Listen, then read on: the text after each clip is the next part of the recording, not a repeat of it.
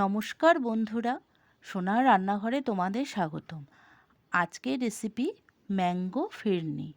2 চামচ বাসমতি চাল ধুয়ে আধ ঘন্টা ভিজিয়ে রাখলাম।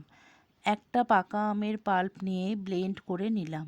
এবার ভিজিয়ে রাখা চালও ব্লেন্ড করলাম, তবে স্মুথ পেস্ট করব না, যাতে একটু দানা দানা থাকে।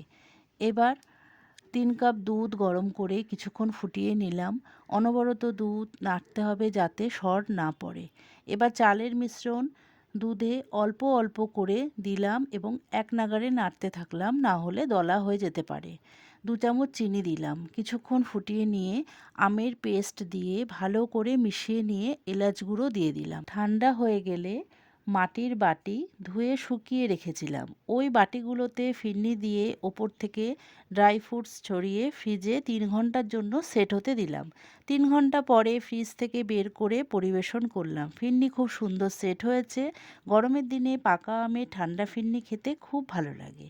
আমার এই রেসিপিটি যদি তোমাদের ভালো লাগে তাহলে প্লিজ একটি লাইক ও সাবস্ক্রাইব করে দিও।